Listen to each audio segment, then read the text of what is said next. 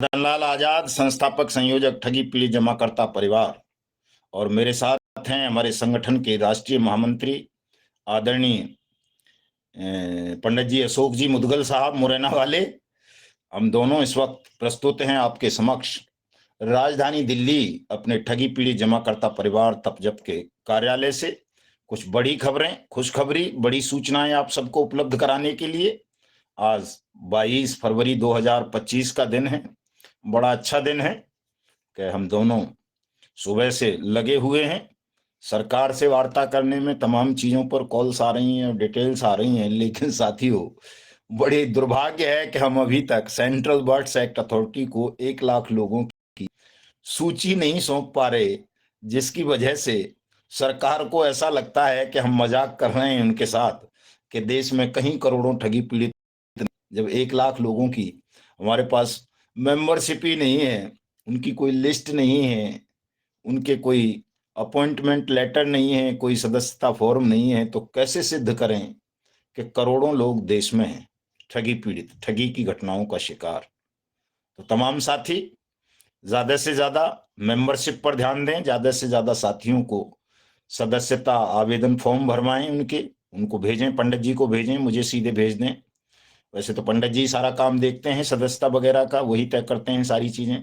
मुझे तो उपदेश देने से ही फुर्सत नहीं पड़ती है, भाषण देने से ही सभाओं में, और साथियों के कष्ट मिटाने से ही।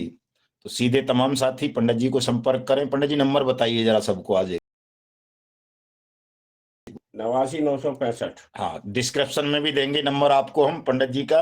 तो सीधे तमाम साथी अपने अपने क्षेत्र में सदस्यता अभियान को तेज करें, सबको सदस्यता के फॉर्म भरवाएं, सबके पंडित जी को भेजें, और सबसे शुल्क भी लें, और शुल्क राशि भी पूरी पूरी भेजनी है पंडित जी, पूरी पूरी केंद्रीय कार्यालय को भेजेंगे। आपके जो अपने खर्चे हैं उनको आप सहयोग राशि से चलाएंगे।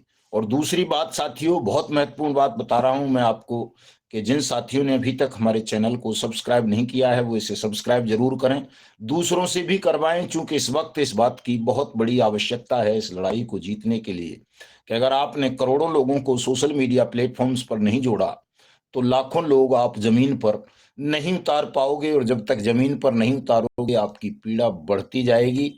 ये बेईमान सरकार आपकी गंभीरता से नहीं लेगी, आपका भुगतान नहीं करेगी, आपको सुरक्षा सम्मान नहीं देगी, हाँ हाँ तो करती रहेगी। हाँ हाँ तो आप देख रहे होगे, तारीख को हम मेरठ में थे, मेरठ के कमिश्नर साहब ने कह दिया साहब तमाम जिलों में एसपी और डीएम साहिबान को कि वो आवेदन भी लें, आवेदन पर भी करें।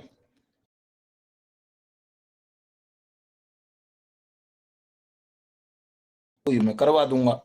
2.5-3 मिनट में उन्होंने अपना सब कुछ खत्म कर दिया था, और वहां से हम आगे बढ़ गए थे, देहरादून पहुंचे। तो देहरादून में भी आपने देखा होगा कि देहरादून की सरकार ने, उत्तराखंड की ने, एसपी साहिबा भी थी वहां की, डीएम साहब भी थे, तमाम अधिकारी थे, कितने बढ़िया ढंग से प्यार से बात की, और उन्होंने कहा कि हाँ साहब बिल्कुल बात ठीक है आपकी, आप इतना क्रोध में मत आइए, सिस्टम को उखाड़ फेंकने की बात मत कीजिए, हम कानून का इम्प्लीमेंटेशन करा रहे हैं, सबका भुगतान कराएंगे। आपने सबने सुना होगा वो वीडियो, आज भी मैंने लगा रखा है, देखेंगे, फेसबुक पे भी है, यूट्यूब पे भी है, जो उन्होंने कहा वहाँ ऑफिसर्स ने, यानी सरकार ने, वो सरकार के ही प्रतिनिधि थे, और कितनी भारी इंतजामात थे आपने वो भी देखा होगा वहां देहरादून में।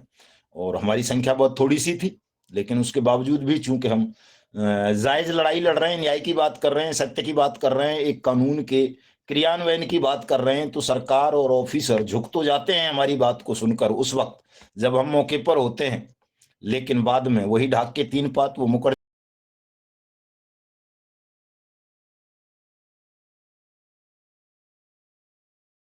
इसको। यानी कल ही की बात है, बिजनौर में भी आपने देखा होगा कि डीएम साहिबा ने क्या कहा, एडीएम साहब ने क्या कहा, सब चीजें आपके सामने हैं कि रहस्य नहीं है, गोपनीयता नहीं है कि साहब हम कुछ चीजों को छिपाते हों या बढ़ा चढ़ाकर प्रस्तुत करते हों। जो सच होता है वो हम बताने की, दिखाने की आपको प्रयास करते हैं कि सच ये है। और साथियों, अधिकारी, सरकार सब आपकी बात को सुन रहे हैं, मान रहे हैं, लेकिन भुगतान नहीं कर रहे। सबसे बड़ी समस्या यहां आ जाती है, और भुगतान के लिए ये अत्यावश्यक है कि हम कम से कम न्यूनतम 1 लाख लोगों को कि सरकार को ये संदेश जाए कि अब अगर हमने इनका भुगतान नहीं किया, इनको सुरक्षा सामान नहीं दिया, तो ये सच में हमारी सरकार को उखाड़ के फेंक देंगे, मिट्टी में मिला देंगे, खतरा बन जाएंगे।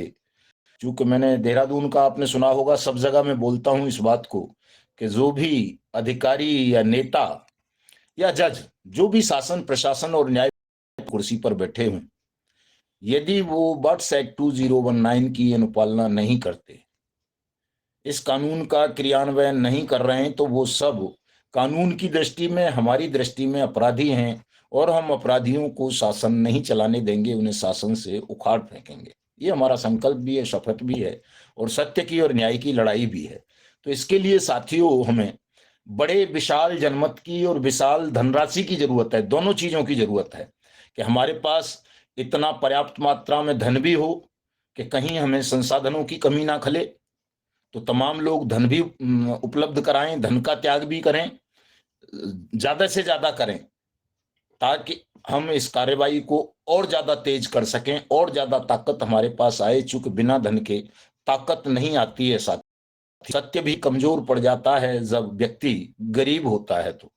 तो इस गरीबी को, इस अभाव को, संसाधनों के को खत्म करें। तमाम जिन जिन जगहों पर हमारे कार्यक्रम लगे हुए हैं, वहां वहां के प्रदेश अध्यक्ष और जिला अध्यक्ष साहिबान तो सहयोग राशि भेजें ही, बाकी पूरे देश भर से इस वक्त एक बड़ी धनराशि की आवश्यकता है, वो आप सब तमाम साथी भेजिए। चूंकि बड़ा आंदोलन खड़ा करने के लिए बड़े कोष की भी आवश्यकता पड़ती है, अन्यथा आंदोलन खड़ा कर लोगे तो बिना धन के वो बिखर जाएगा, टूट जाएगा, लोग भ्रमित कर देंगे और उसका भी कोई लाभ नहीं मिल पाएगा। इसलिए धन त्याग पर भी विशेष मेंबरशिप पर बहुत ज्यादा ध्यान दें और जनमत पैदा करें। चूंकि जनमत के बिना भी सब कुछ अधूरा रह जाएगा साथियों। ये लड़ाई और पता नहीं कितनी लंबी खिंच जाएगी और कितने लोगों को अपनी जान से हाथ धोना पड़ेगा, कितने लोग अर्ध विक्षिप्त हो जाएंगे। आप समझिए इस जिम्मेदारी को, तमाम लोग की कितनी बड़ी जिम्मेदारी है आप सबके ऊपर। कितना बड़ा काम आपने हाथ में लिया है कि कमजोर से कमजोर, निर्बल से निर्बल वो लोग जो भयभीत हैं, पुलिस से, निवेशकों से, समाज से, सोसाइटी से और तमाम चीजों से, उन लोगों को आपको साहस देना है, ताकत देनी है, उन्हें लड़ने के योग्य बनाना है कि वो न्याय के लिए लड़ें। जो दिल से टूट चुके हैं, शरीर से टूट चुके हैं, घर से टूट चुके हैं, परिवार से टूट चुके हैं, समाज से टूट चुके हैं, जिनकी हालत अछूतों में भी अछूत जैसी बन गई है, उन कमजोर से कमजोर शक्तिहीन प्राणियों को, जो भयभीत हैं, जो अपने आत्मविश्वास को खो चुके हैं, उन्हें ताकत देना कोई मामूली काम नहीं है, बहुत बड़ा काम है। और ये काम धीरे धीरे प्रगति की ओर है, बढ़ रहा है। लाखों साथी आज मौत के मुंह से बाहर आ गए हैं, लड़ने के लिए तैयार हो रहे हैं, लेकिन वो बेचारे अभी इतना साहस नहीं जुटा पा रहे कि वो सड़कों पर निकल सकें। तो हम सब अगर मिलकर इस प्रयास को करेंगे तो निश्चित रूप से 1 लाख तो क्या, हम 50 लाख लोगों को भी सड़कों पर उतार सकते हैं, अगर संपूर्ण ताकत के साथ, ईमानदारी के साथ और आत्मविश्वास से लवरेज होकर इस काम को करें। तो तमाम साथी आज से और अभी से जुट जाएंगे इस काम पर, ताकि हम जल्दी से जल्दी सबका भुगतान करा सकें, सबको सुरक्षा सम्मान दिला सकें और हिंदुस्तान को भी ठगमुक्त बेईमान रहित राष्ट्र राज्य के रूप में स्थापित कर सकें। मैं प्रमाण सहित